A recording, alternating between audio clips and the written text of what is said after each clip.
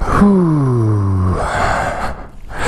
It is warm. So, good morning from Dubai in northwestern Saudi Arabia. Unfortunately, my footage got cut short yesterday. Partly my fault because I decided to try and ride the entire country in one go, and I only just made it. The battery was never going to make it. But day 2 of my epic ride home. Today I'm going to head up to the Jordanian border and I'm going to get into Jordan, and we'll see what happens from there. So let's do it.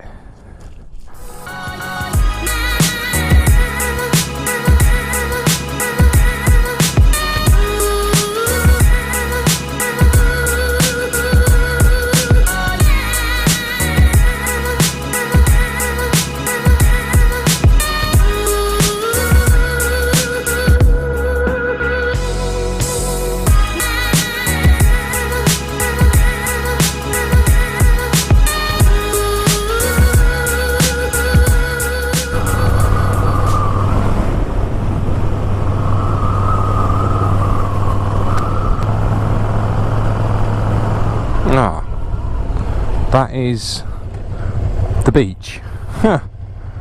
Right, okay, I don't want to be going on that.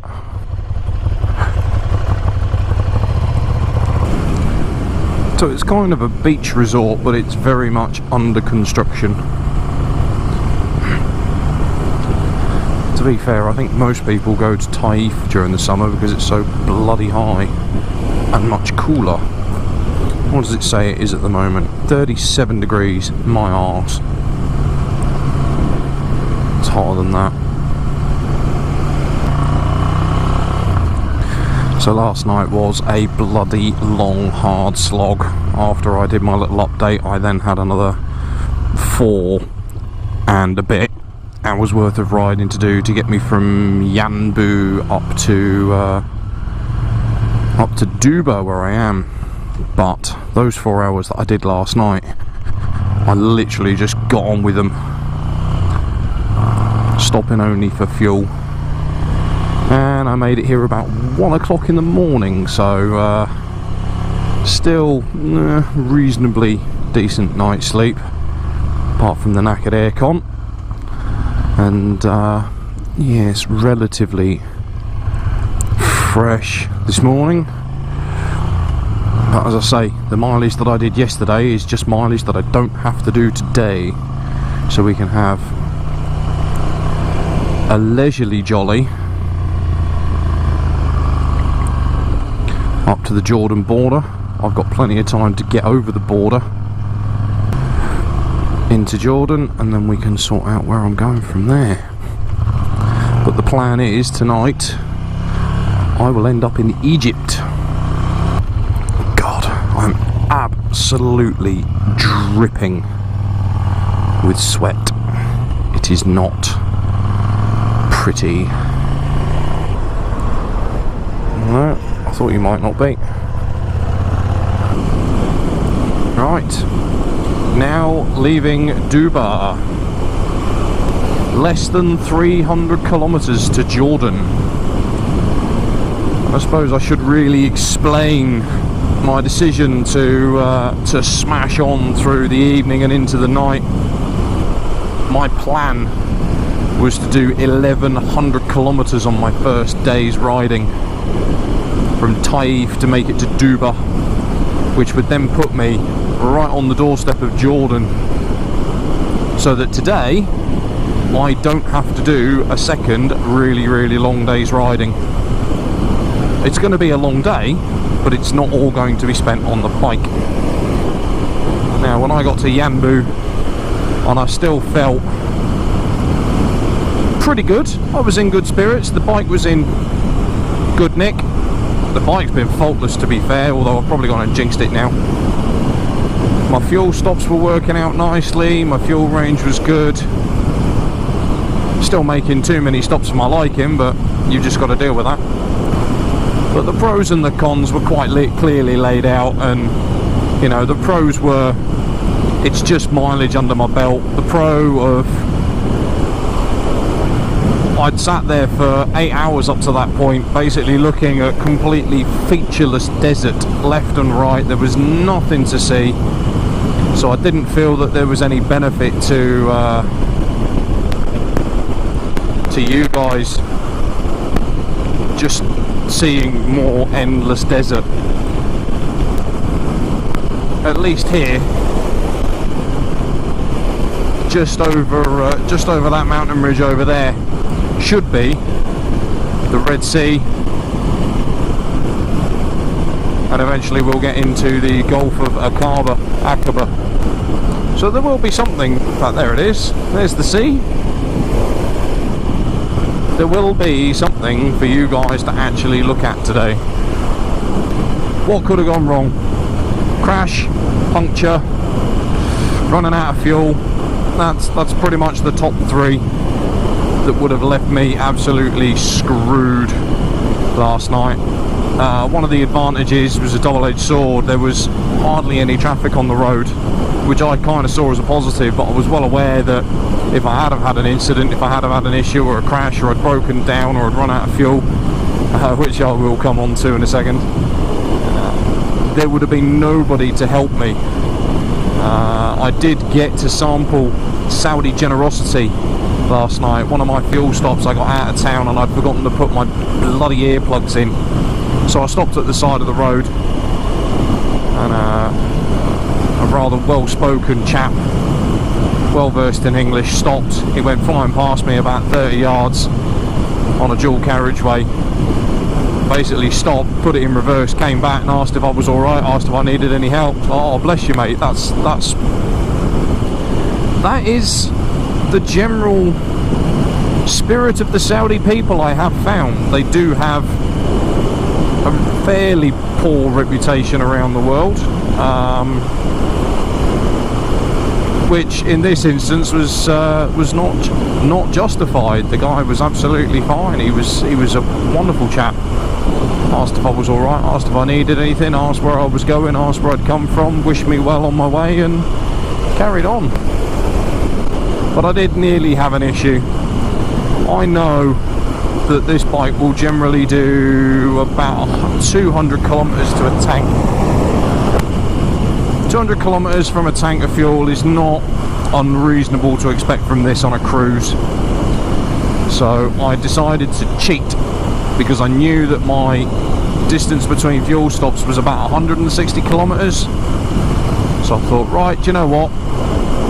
Let's try and make up some time. Let's up the speeds a little bit to as fast as was comfortable, to be fair. I managed about an hour, but I got a bit of a surprise when at 140 kilometers the fuel light came on. Pitch black, 11:30, getting on for midnight, and yeah, I had a little bit of a panic. So, top tip, whatever you think your fuel range is, don't take the piss. I tried to cheat, and I did get away with it, but I had to do 25 kilometers on the fuel warning light, so it really was touch and go. That could have got very sketchy last night. But the other advantage I had last night of doing the commute was the temperatures. Let's see if this is caught up. This is now, bike's now saying it's 40 degrees, which is a bit more believable. The top temperatures I saw yesterday was 49 degrees as I was coming past King Abdullah Economic City, just north of Jeddah. That little stretch of desert there, 49 degrees, that was painful. But last night, and this is just brilliant of how relative the temperatures are here.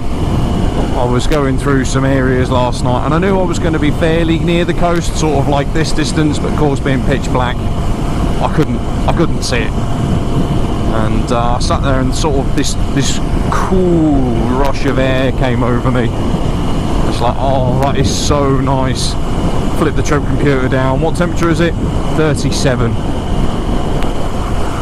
When you're feeling almost cold, because you've just got that wafting cool breeze, and you look at your temperature gauge and it's 37 degrees. But now that we start crossing borders, this is where it really starts getting interesting.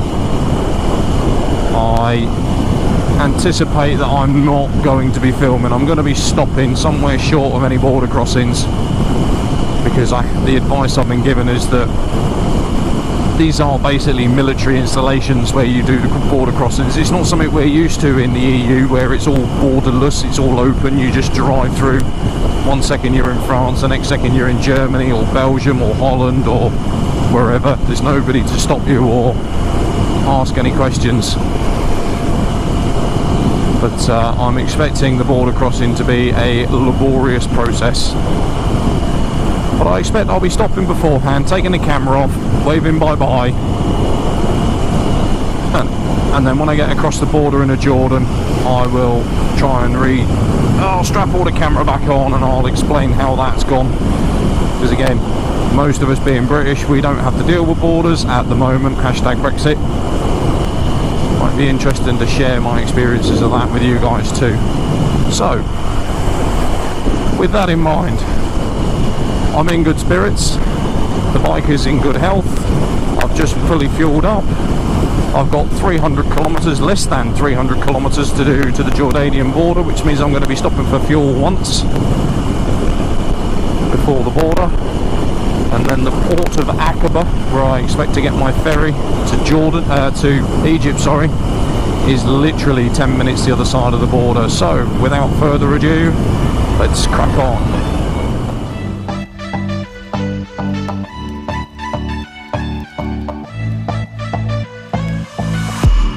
Put your hands on my back, boy. Lead me to the brightest of my days. Wrap your arms around me, boy. Give me all the comfort that I crave, and I will follow you anywhere, anywhere you go. I'll follow you, follow you. I will follow you anywhere, anywhere you go. I'll follow you, I'll follow you.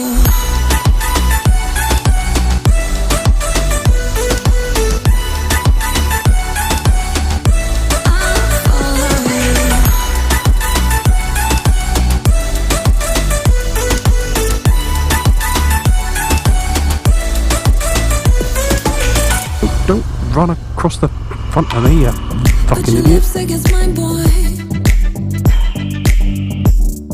'Cause I have lost a little bit of faith. I got lost in the darkness. Now I count on you to set me straight. I will follow you anywhere, anywhere you go. I'll follow you, follow you. I will follow you anywhere, anywhere you go. I'll follow you, I'll follow you.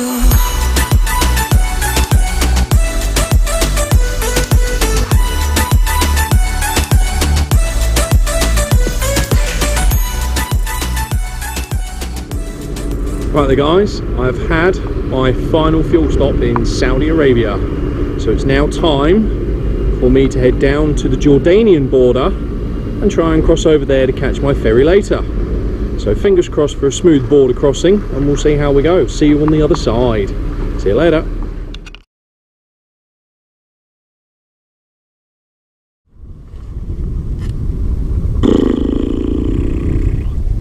Is the only way to describe that. Right, welcome back there people. Welcome to Jordan. What a bloody palaver that all was. Oh my lord. It's taken me easily 3 hours to get across that one little border. I had a pain in the arse getting out the Saudi side, I presume because they didn't know what a motorbike was. And then the process of getting into Jordan was equally as time consuming. and no less frustrating. But here we are. And there is the Gulf of Aqaba, however you pronounce it. And I desperately need to get some water on board because I am gasping. It's been gear on, gear off, gear on, gear off, gear on, gear off, and even at 7 o'clock as the sun's getting ready to go down, it's still 46 degrees. And I've been stood in it for 3 hours.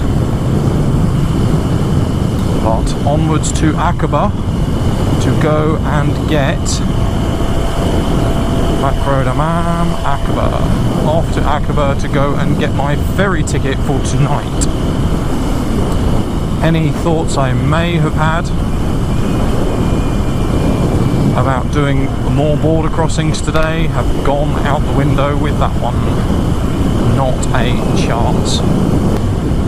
All that I want to do right this second is get to the port, get my ticket for the ferry and relax. Wait. I do not fancy more travelling. I do not fancy any more blinking border crossings apart from the one I'm going to have to do to get into Egypt.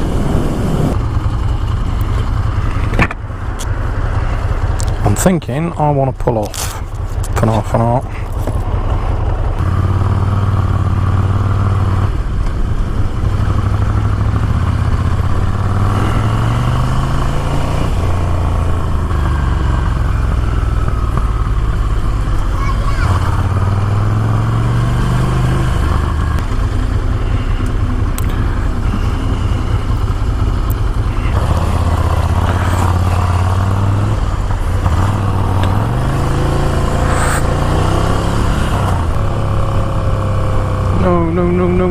No.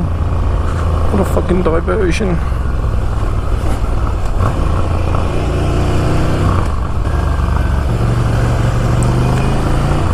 So I think that's the one I want to go down. So do the UE at the roundabout, and then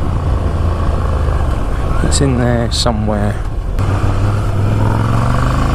Oh, for fuck's sakes. Jesus Christ.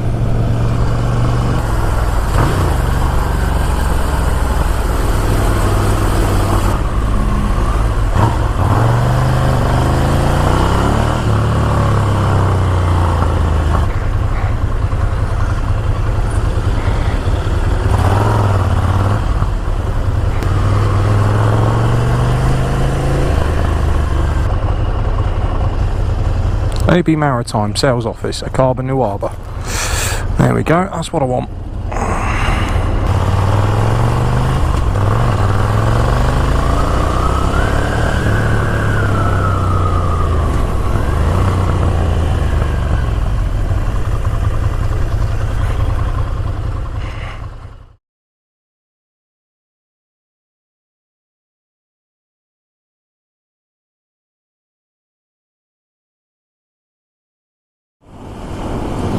Nice little left, right, left, left, right, left, right, left, right, left. Come on, you horrible urchins, get a move on. Left, right, left, right. Sorry. My mind's starting to wander, and I'm in a surprisingly good mood.